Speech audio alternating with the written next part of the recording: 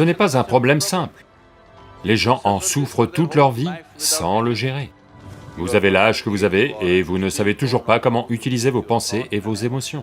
Si vous voyez chaque chose simplement telle qu'elle est, tout a une valeur immense. La vie n'est pas une course. Si la vie est une course, vous devez atteindre la ligne d'arrivée rapidement.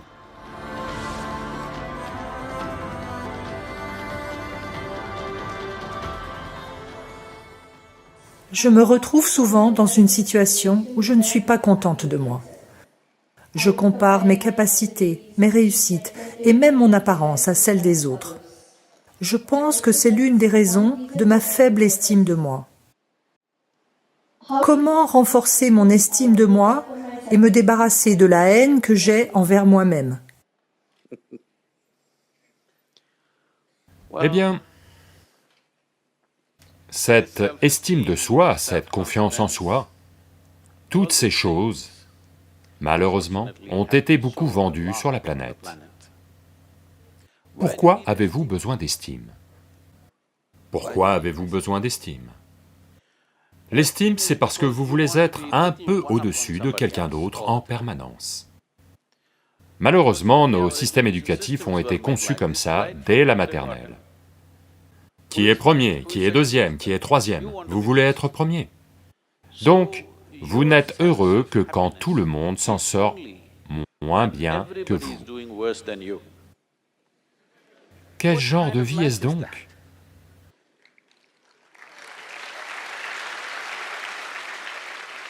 Pourquoi structurons-nous nos vies comme ça, que si tout le monde s'en sort mal, moi je me sens super? Je pense que c'est une maladie. Allô?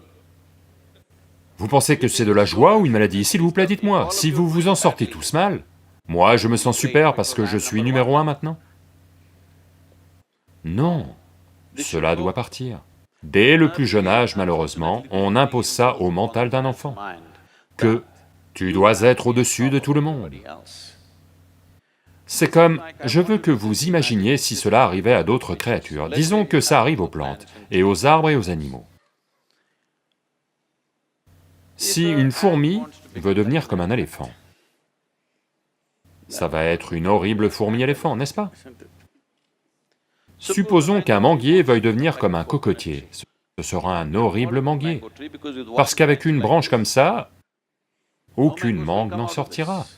Un manguier comme ceci, un cocotier comme ça, c'est comme ça que ça doit être. Ceci s'est produit parce que, de tant de façons, les gens vous ont mis ces choses dans la tête. Ce qui est bien, ce qui est mal, ce qui est élevé, ce qui est bas, ce qui est en haut, ce qui est en bas. À cause de ça, vous n'avez jamais prêté attention à chacun des aspects de la vie, dans le sens où, peut-être que les gens des sciences humaines et les avocats... Qu'êtes-vous? Oh, les comptables.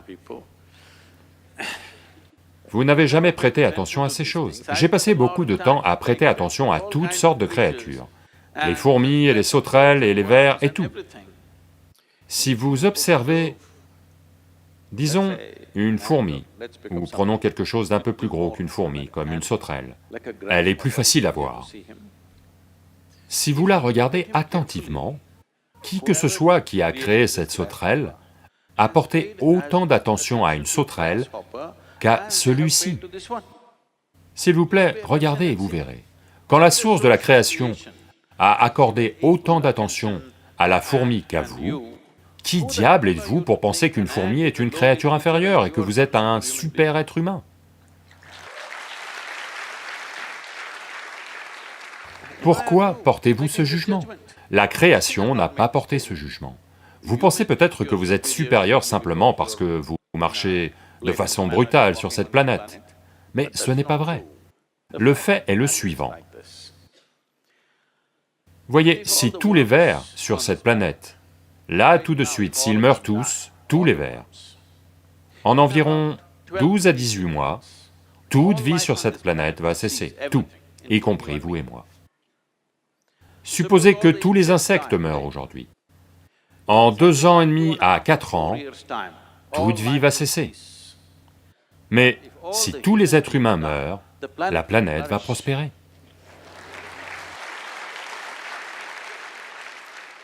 Oui, on fait du bon fumier. Si les êtres humains s'en vont, ici même, dans ce bâtiment, les arbres vont pousser, n'est-ce pas? Oui ou non? Tout va prospérer. Donc, qui diable vous dit que vous êtes la vie la plus importante? Cette idée que le cosmos est centré sur l'humain est une idée stupide. Dans ce cosmos, même ce système solaire est une minuscule poussière.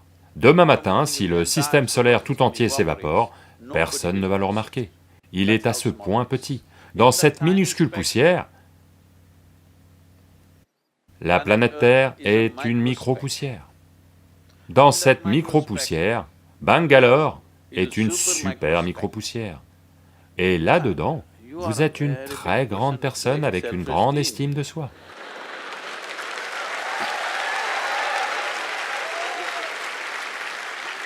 Ce n'est pas un problème simple. Les gens souffrent de ça toute leur vie, sans le gérer. Essentiellement, c'est simplement ça. Vous vous êtes mis dans une situation où... La plupart des êtres humains sont dans cette situation. Vous vous mettez dans une situation où vous ne pouvez pas gérer votre propre processus de pensée et vos émotions, c'est tout. Vous rencontrez des gens de 50, 60 ans, ils n'ont toujours pas compris comment gérer leurs pensées et leurs émotions. Ce sont des facultés basiques. Quand donc allez-vous apprendre à utiliser vos pensées et vos émotions?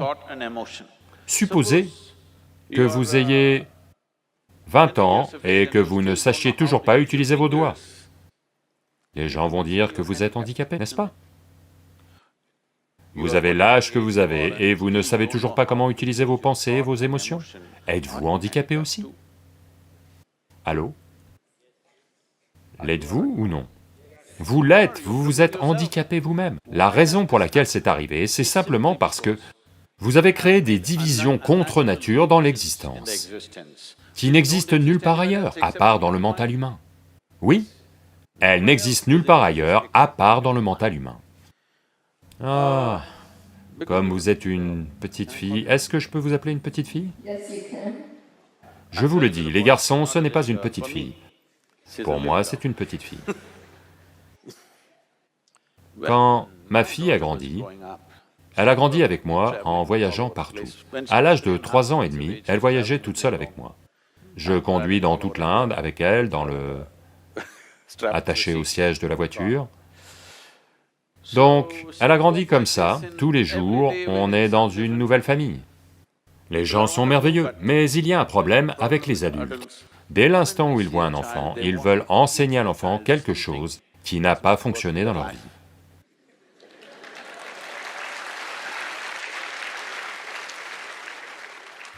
Vous devriez voir ça, cette envie est tellement compulsive. Dès qu'ils voient un enfant, ils doivent enseigner, ils doivent enseigner. Donc j'ai créé une règle. Voyez, vous pouvez jouer avec elle autant que vous voulez, vous pouvez lui parler, mais personne ne va lui enseigner quoi que ce soit. Mais Sadhguru, elle ne va rien apprendre. L'alphabet au moins, 1, 2, 3. J'ai dit, pas 1, 2, 3. Alors ils ont dit, elle ne saura même pas compter sur ses doigts. Ça m'est égal. Si elle ne sait pas compter sur ses doigts, tant qu'elle sait utiliser ses doigts, ça m'est égal. Elle pense qu'elle a 1 million de doigts, qu'est-ce que ça me fait? Mais ils veulent enseigner 1, 2, 3, ABC, Marie avait un petit agneau. J'ai dit, je me fiche de savoir si Marie avait un agneau ou pas d'agneau. Vous n'allez pas lui enseigner quoi que ce soit. Donc, personne ne lui a enseigné quoi que ce soit. Elle est toute oui, tout le monde la traitait, parce que si vous n'avez rien à enseigner, vous devez traiter l'autre comme votre égal. Donc elle a grandi, à l'âge de 2 ans et demi, 3 ans, elle peut se souvenir d'environ 700 à 800 noms, tous des adultes. Elle pense que ce sont tous ses amis. Parce que tout le monde lui parle comme si elle était une adulte. Et je ne l'aurais pas envoyée à l'école, mais mon emploi du temps est devenu complètement fou et j'ai dû la mettre dans une école. Donc à 12-13 ans, un jour, elle revient à la maison et quelque chose qui s'était passé à l'école l'avait perturbée. Donc elle vient vers moi et dit, « Tu apprends tellement de choses à tout le monde, moi tu ne me dis rien. » J'ai dit, « Vois-tu, je ne le fais pas sans être sollicité. » Maintenant que tu es là, assieds-toi. Voici tout ce que tu dois savoir. N'admire jamais personne. Elle m'a regardé d'un air de dire, et toi alors? J'ai dit, surtout moi. Parce que dès l'instant où tu m'admires, tu vas tout rater, complètement. Si vous me regardez simplement tel que je suis, ça a beaucoup plus de valeur. Si vous m'admirez, qu'allez-vous faire? Probablement prendre ma photo et la clouer sur votre mur, comme vous avez cloué tant de gens qui ont de la valeur dans ce monde. Regarde-moi juste tel que je suis, ne m'admire pas et ne méprise jamais personne. C'est tout. N'admirez jamais rien, ne méprisez jamais rien. Si vous voyez tout tel que c'est, tout a une immense valeur. Tout le monde a une place et chaque vie a de la valeur, n'est-ce pas? Chaque créature a de la valeur. Comme on ne s'en est pas rendu compte, combien de choses a-t-on détruit dans ce monde? Simplement parce qu'on pense, ceci est précieux, cela n'est pas précieux. Il n'y a rien ici qui n'ait pas de valeur, chaque chose a sa valeur. Peut-être que vous n'êtes pas capable de le voir. Donc ne vous mettez pas dans cette situation, vous contre le reste du monde, ce n'est pas une bonne compétition. Vous voulez être numéro 1 sur cette planète? C'est une place horrible. Tout le monde en dessous de vous et vous en haut. Est-ce une bonne situation? Je pense que c'est une situation malade. Cette attitude de vouloir être devant quelqu'un doit disparaître. Eh bien, pour le fun, dans un jeu ou autre, vous êtes en compétition, c'est autre chose. La vie n'est pas une compétition, la vie n'est pas une course. Si la vie est une course, vous devez atteindre la ligne d'arrivée rapidement. Si vous pensez que la vie est une course, vous devez être à la ligne d'arrivée aujourd'hui. Je peux vous dire comment. Vous voulez y aller? Non. Ce n'est pas une course. C'est un immense privilège d'être arrivé en tant qu'être humain. C'est-à-dire que notre capacité à éprouver la vie est bien plus grande que celle de toute autre créature sur cette planète. C'est là l'importance de ce que nous sommes. Oui, notre expérience de la vie peut être bien plus vive que l'expérience d'une fourmi, que l'expérience d'une sauterelle, que l'expérience d'autre chose. Ceci est notre privilège. Au lieu de faire l'expérience de la vie, nous essayons de gagner la course. Si vous gagnez la course, vous devriez être au crématorium aujourd'hui.